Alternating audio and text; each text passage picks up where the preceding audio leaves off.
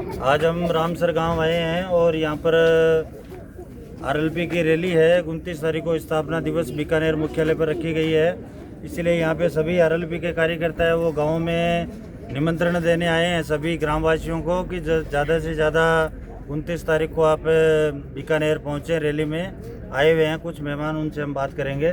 नमस्कार जी, क्या नाम आपका? तुलसीराम रूडी, आरएलपी अध्यक्ष नौका। अच्छा, तो क्या प्रोग्राम है आपके यहाँ 29 तारीख को? सबसे पहले तो मैं आपको धन्यवाद देना चाहता हूँ कि आपके माध्यम से हमारी जो आम आदमी की आवाज़ है। तो स्थापना दिवस इस बार ऐसा क्या हुआ कि जिसमें आपको बीकानेर मनाना पड़ रहा है? इसके क्या कारण हो सकते हैं? क्यों नहीं, इसमें क्या कारण है? स्थापना पार्टी के स्थापना दिवस कहीं भी मना सकते हैं। भाई बीकानेर ही क्यों चुना? लोगों के मन में ये भी एक सवाल आ रहा है कि इस बार बीकानेर को क्यों चुना? बीकानेर के नौजवान और किसानों की मांग थी कि बीकानेर के अंदर एक बहुत बड़ा कार्यक्रम का आयोजन किया जाए और इस बार पार्टी का जो स्थापना दिवस है वो बीकानेर में रखा जाए। उसकी मांग के अनुसार नेताजी ने ये फैसला लिया है कि ये प्रोग्राम जो बीकानेर में रखा। मेन कार्यकर्ताओं की मांग के चलते यहाँ पे रखा गया और काफ़ी टाइम से यहाँ के किसान भी परेशान हैं, उसके बारे में आपका क्या कहना है? तो परेशान तो है ही, किसान तो दोनों तरफ से परेशान है, चाहे वो कांग्रेस हो, चाहे पार्टी हो, चाहे सभी दल हो। किसान की आखिरी उम्मीद अभी मात्र एक नागौर सांसद राष्ट्रीय सुप्रीमो हनुमान जी बेनीवाल बचे हैं। लगभग कितने लाख आदमी स्थापना दिवस में पहुंचने की संभावना लगभग आपके साथ हो जाएंगे? काउंटिंग नहीं, छप्पर फाड़ लोग आएंगे, इतने लोग आएंगे बीकानेर में जगह नहीं मिलेगी ट्रेन में, बीकानेर जाम हो जाएगा, सारा रिकॉर्ड तोड़ जाएंगे, चाहे राहुल गांधी हो, चाहे मोदी जी हो, चाहे कौन से नहीं देता, सबका रिकॉर्ड तोड़ देंगे। चलो बढ़िया है। ये भरताराम जी से ही बात करेंगे। भरताराम जी जनाराम बातू, जिला उपाध्यक्ष बीकानेर। हम गांव-गांव में संदेश देने रहे। वैसे सब लोगों को पता है बीकानेर जिले के अंदर इतना जोश है युवाओं के, बड़े बुजुर्गों के, कि हनुमान जी की रैली 29 को ऐतिहासिक कार्यक्रम होगा। जो आज तक राजस्थान में हम बड़े बड़े नेताओं की रैली देखते हैं, उनसे भी बढ़कर कार्यक्रम होगा बीकानेर जिले के अंदर। बड़ी तादाद हनुमान जी के अंदर ऐसा क्या है कि जो किसानों के मसीहा कहा जाने लगा, उनको ऐसी क्या विशेषता है? 2-3 विशेषता बताइए आप। किसान, हनुमान जी को किसानों के मसीहा भी कहते हैं, हारे का सहारा भी कहते हैं। और किसान नेता वो हर गरीब, दलित, पीड़ित, शोषित की आवाज़ को हमेशा बुलंद करते हैं। जहाँ भी अन्याय होता है, न्याय का आखिरी उम्मीद होता है वो हनुमान बेनीवाल है। चाहे किसान हो, पीड़ित हो, दलित हो, शोषित हो, जो पिछड़े वर्ग हैं, सब लोग आज जब भी न्याय की बात आती है वो एकमात्र नेता है पूरे भारत के अंदर, हनुमान बेनीवाल है। वो संसद में, चाहे विधानसभा में हमेशा मांग उठाते हैं हर गरीब की। देखिए यहाँ पे कितने युवा साथियों जोश के साथ में सभी ग्रामवासी भी हैं, युवा नेता भी हैं, सभी यहाँ पे इकट्ठा हुए हैं और पूरे जोश और तनमन से तैयार हैं। हमारे साथ आ रहे हैं भरताराम जी, इनसे भी हम बात करेंगे। नमस्कार भरताराम जी। नमस्कार। आपका क्या निवेदन रहेगा किस संबंध में? रैली के संबंध में? रैली के संबंध में निवेदन है, सारे लोग रैली के लिए तो इकट्ठा हुए हैं यहाँ पे। निवेदन क्या करना चाहेंगे और कैसा क्या प्रोग्राम निवेदन करने की थाने इतनी मीटिंग रहा कर, तो स्वागत में बुला स्वागत करियो, भले थाने लागे निवेदन करने की जरूरत रही।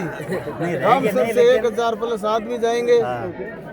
इतना सीजन का टाइम है, क्योंकि लोगों की आज उम्मीद है, चौतरफा पर्ची सरकार है, वो हर जगह धरना प्रदर्शन चल रहे हैं।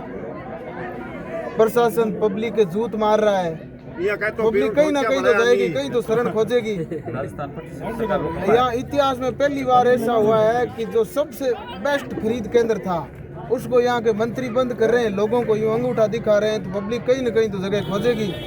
जहाँ कहीं व्यवस्था नहीं है मूंगफली तुलवाई की, वहाँ तिरपाल बिछा करके लोगों की मूंगफली तोलने की व्यवस्था वो करवाएंगे। वहाँ बादशाहों के लोग हैं, आज वहाँ बीकानेर हम धरने में थे तो मेरा के कुछ लोग आए हुए थे, वो बता रहे थे कि हमने तो बीकानेर के टोकन कटवाए हैं, वहाँ पे कोई जगह ही नहीं है। तिरपाल डालेंगे, फोटो खींचने के बाद तिरपाल तो निकाल देंगे। ये काम सरकार कर रही है और ये हालात उस जगह की है जहाँ लूणकरण सर के लोग ये कहते नहीं सकते कि पूरे बीकानेर जिले में से हमारा एकमात्र मंत्री है। यह नापासर का खरीद केंद्र है। पिछले साल यहाँ पे 3,90,000 मूंगफली की बोरियों की तुलवाई हुई और 500 लोगों की ढेरी वहाँ पर कर दे तो इतनी जगह है वहाँ पर, पूरा सेंटर बंद है और कहते हैं यहाँ पे धांधली होती है।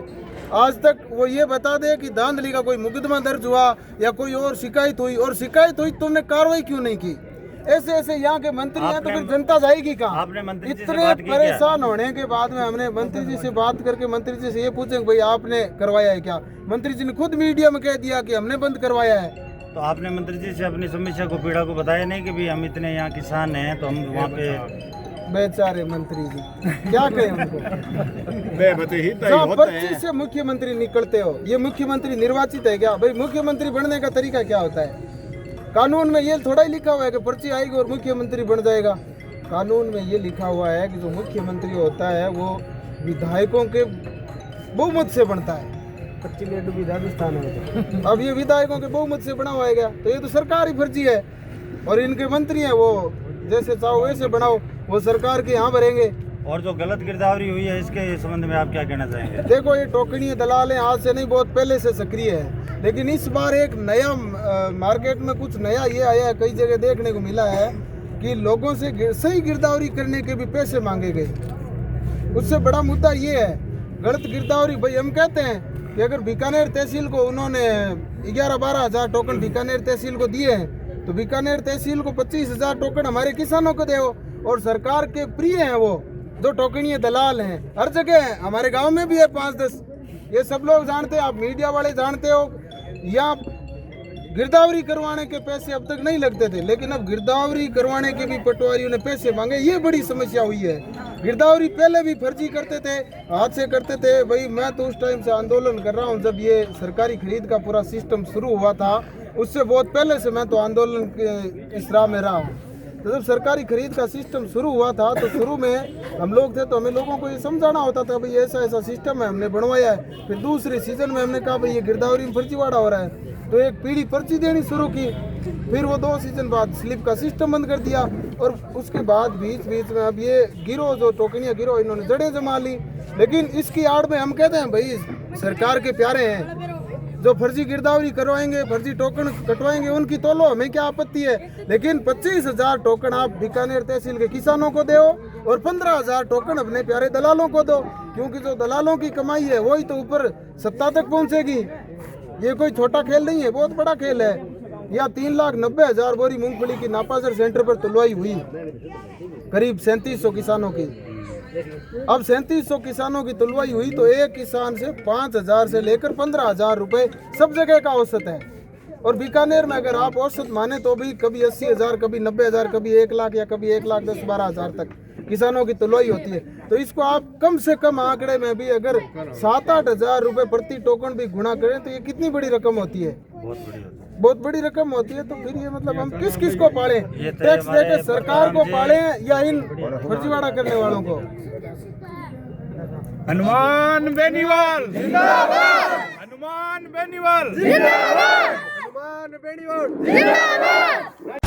बच्चों के भविष्य से खिलवाड़, ग्रामीण क्षेत्र में गुम विकास, न्यायिक क्रिया में भेदभाव, दबी हुई गरीबों की आवाज।